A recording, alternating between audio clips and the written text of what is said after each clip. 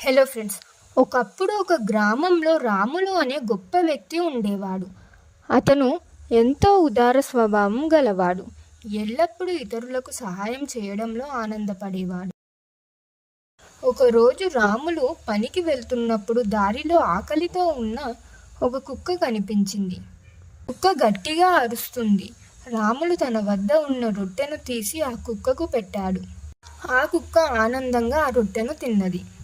కొన్ని రోజుల తర్వాత రాములు సాయంత్రం అటవీ మార్గం ద్వారా తన ఇంటికి తిరిగి వెళ్తున్నాడు.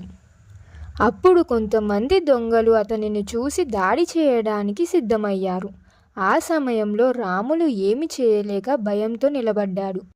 కానీ ఆకలితో ఉన్న కుక్కకు ఆ రోజు రొట్టె పెట్టినందుకు ఆ కుక్క విశ్వాసంతో దొంగలను భయపెట్టి అక్కడి నుండి తరిమేసింది. రాముల్ని కాపాడింది. రాములు తృప్తిగా ఊపిరి పీల్చుకుంటూ ఆ కుక్కకు ధన్యవాదాలు చెప్పాడు. అప్పుడే అతను తెలుసుకున్నాడు, ఒక చిన్న సహాయం పెద్ద ప్రయోజనంగా మారవచ్చు. అతను అర్థం చేసుకున్నాడు, ఇతరులకు సహాయం చేయడం ఎల్లప్పుడూ మంచిదని.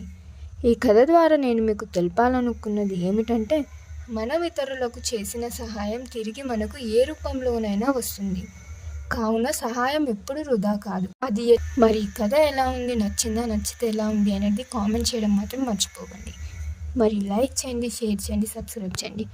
ప్లీజ్ లైక్ చేయడం మాత్రం మర్చిపోకండి. ఇలాంటి ఇంకెన్నో వీడియోస్ కోసం నా ఛానల్ని చూస్తూనే ఉండండి. ఇంకో వీడియోలో మళ్ళీ కలుద్దాం. Thank you for watching.